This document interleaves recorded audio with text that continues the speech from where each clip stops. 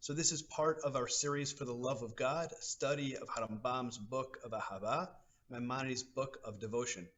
This is class actually number 4. I wrote 3 here. It should be class number 4, understanding the first paragraph of Shema, part 2, what it means that God is one. So we understood what Yud-Ke Vav-Ke means, what Eloheinu means. Now the question is, what does it mean that God is Ehad, that he is one? One as opposed to many?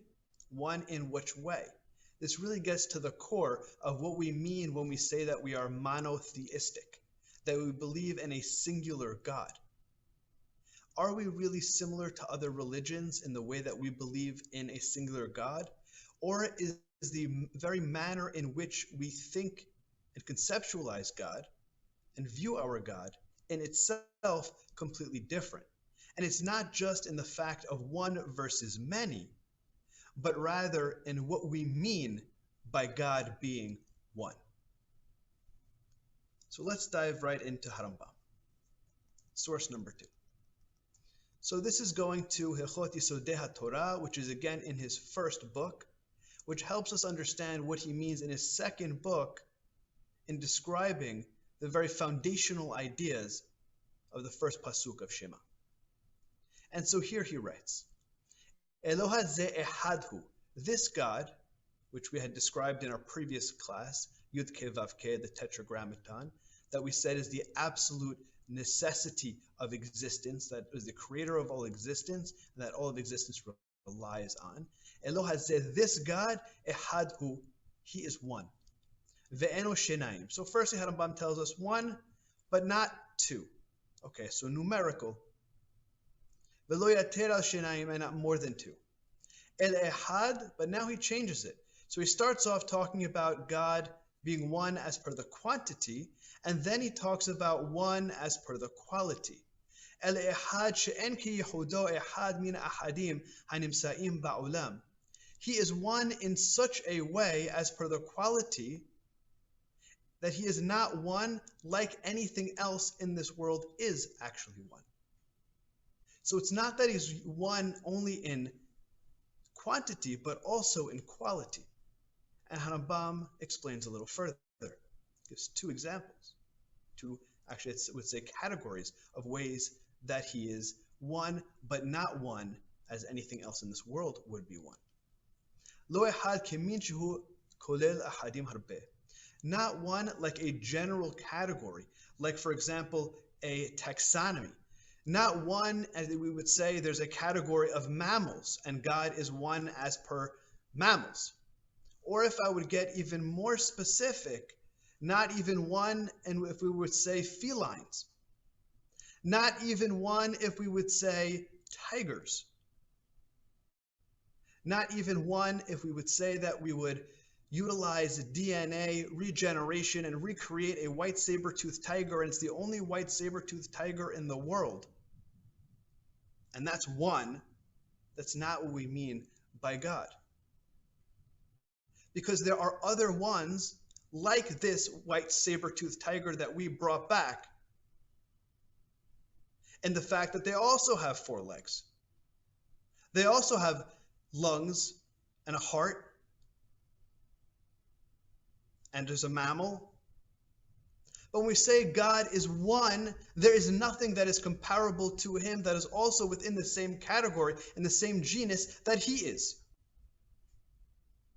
So there's nothing else in this world that is one in the way that he is one. Every time we identify something as being one or unique, there's always something similar to it within that category. But when we say God, there's nothing with at all of similarity to him. Velo echad keguf, and not one like a single body. Shu nehelak lemahlakot leksavot, that's broken up into multiple parts.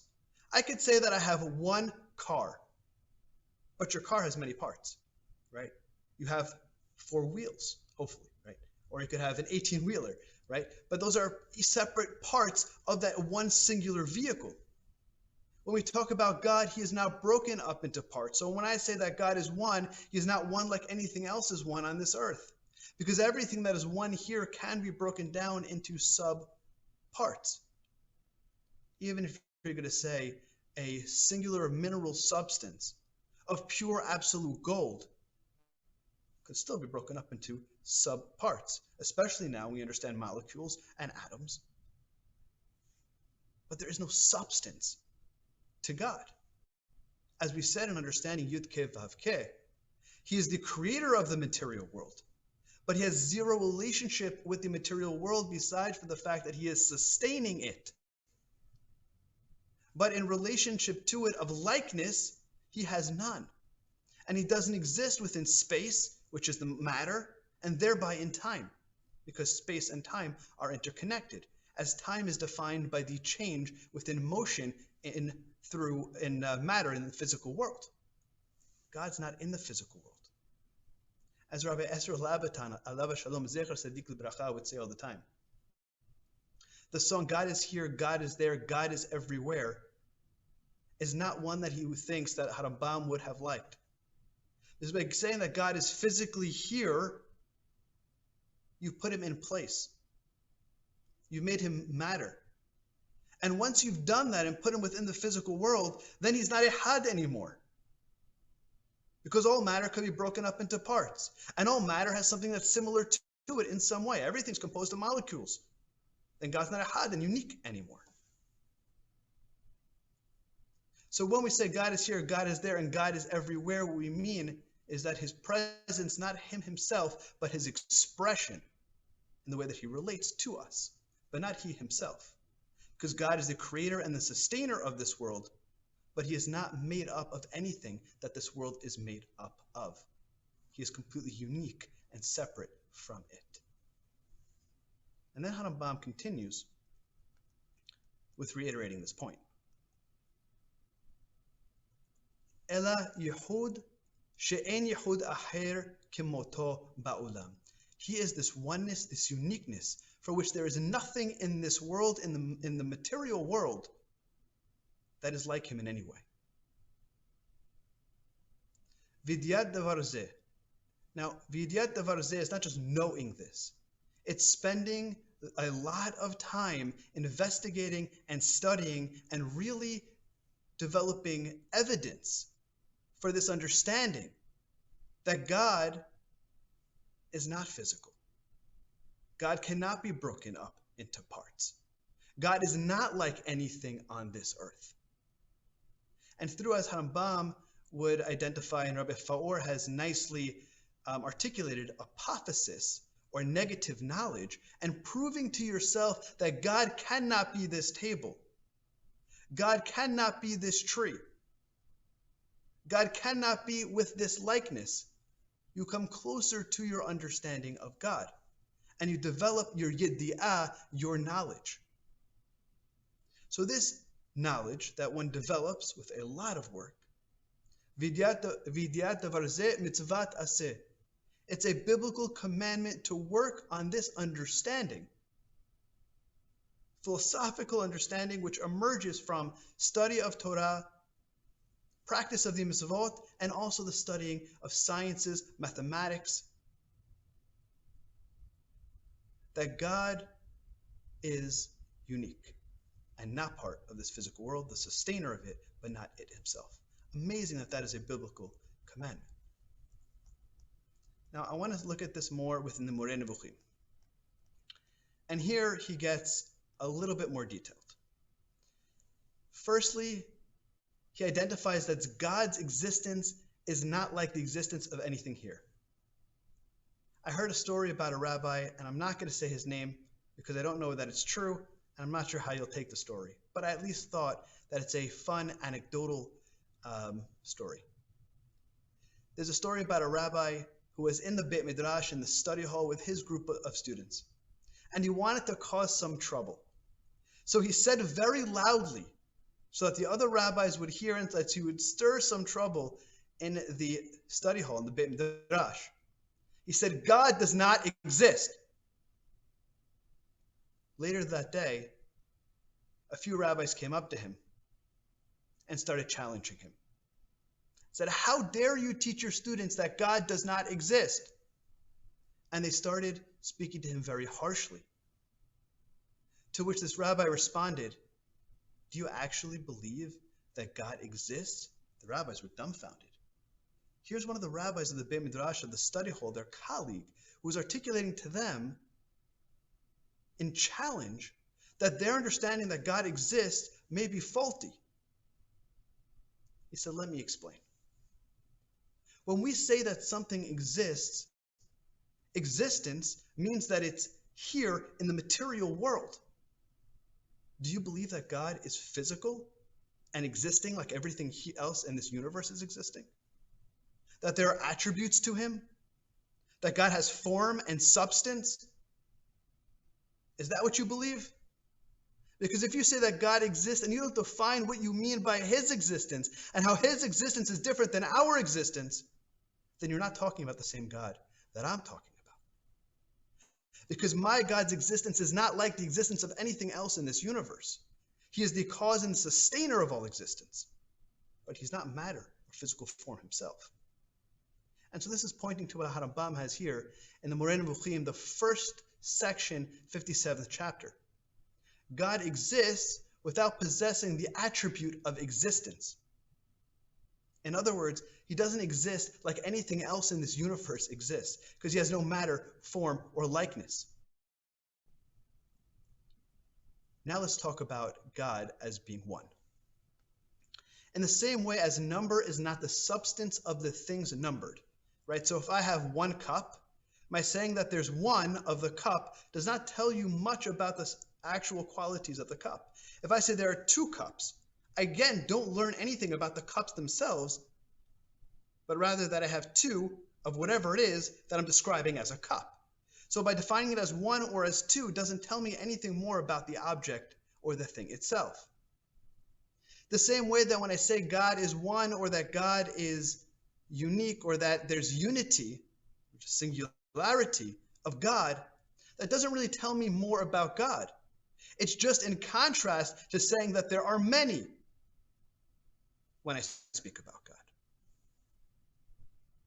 And so that's what he says in the next piece. In our endeavor to show that God does not include a plurality, meaning showing that that there are multiple aspects of him, thereby we say that he is one. But the entire concept of one and many are about distinguishing quantity, which means that there's physical form, and matter, which just doesn't apply to God at all. The same is true when we say that God is the first, kadmon. Many, I see your question. I'll come back to that. Great question. To express that he has not been created. The term first is decidedly inaccurate. Because, again, when we talk about God coming before the world, before assumes that there is time. And as I said before, time is defined by change. And change only happens with matter. God is not material. So if God is not matter and not physical in form in any such way, there's also no time. And so my saying that God is first is really inappropriate in my statement about God, because there is no time or place with him. All I mean by saying first is that he's not second. So it's actually stating, by stating the positive that he's first, I'm actually stating from the negative angle. When I'm saying that he's one, I'm really saying he's not two. But he's not one like anything is one here. When I say he's first, what I really mean is he's not second, but he is before everything. But the description of first or one is not actually descriptive of him. Let's continue within the Moreh Nevuchim, 52nd chapter.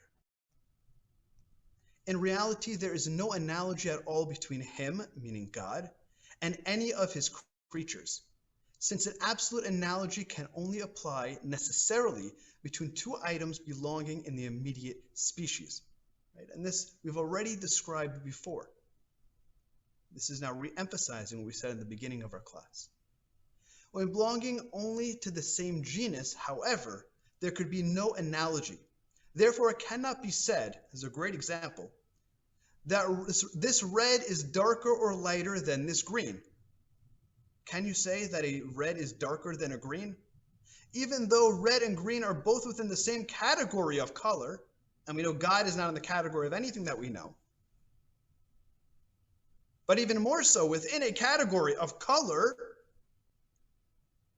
when you're describing one as being lighter or darker of a different color, you cannot make that comparison because they're completely different, even within the same category of color. And so no analogy, and I'm continuing to read, could be drawn between two items belonging to two different categories, even when they belong to the same larger category. Okay? So too, we can't say 100 cubits and compare that to a sharpness, because one is quantity of something, 100 cubits, the amount, where sharpness, it could be defining its taste, the quality of it. And so you cannot define one by the other. How much more so God, for which there is no analogy when we talk about his quantity or quality, because he is not part of this material, physical realm, the creator, sustainer of it, but not it itself. And so this really brings us down to what Ehad means. And I'd like to quote one of my mentors and longtime teachers, Zecher Sadiq L'Beracha, Rabbi Ezra Labaton. And I tried to look to find the source of whom he was quoting, and I could not find it. But embedded in my mind, and I hope I'm saying it correctly, is that God is unique within his uniqueness. And that's why when I say Ehad, I obviously don't mean that he is one. I mean that he is singular. But not one or singular in the way that I would say that anything in this world is one or singular, because there are things in this world which could be analogous to it, which could be compared to it. Like we said with the white saber-toothed tiger. There are other mammals, other felines, other things which have hearts or lungs or toes, or even if you want to break it down, that are made up of molecules. But there's something else within this world that is comparable to it. When we say that God is Ehad, we're saying that he is absolutely unique, and he's unique within his uniqueness, that nothing else has any similarity to him. And so in conclusion, we're able now to fully understand the first pasuk of Shema. Moshe Rabbeinu is telling the nation at the end of his life, Shema Israel, listen up, Bnei Israel. You have to internalize all that I've been teaching you. Adonai Eloheinu, Yud Ke Vav Ke, meaning the absolute necessity of existence, as I've been saying, he created it, he sustains it. It all relies on him, he does not rely on it. Eloheinu, he is our Lord, our sovereign, and we accept him as our king. And he, this Yud Ke Vav Ke, who we've accepted as Eloheinu, not monotheism of one singular God, as opposed to having many gods that we only believe in one. No. We believe in, I can't even say being, but I'm going to use that because of the lack and weakness of language, for which there is no likeness at all, who is absolutely unique and unique within his uniqueness. And so when we think about monotheism, we're thinking about God as being absolutely unique, beyond the realm of this physical world, beyond the realm of time and space. That which is absolutely unique, the creator of all, sustainer of all, but not like anything here. Really, truly unique within his uniqueness.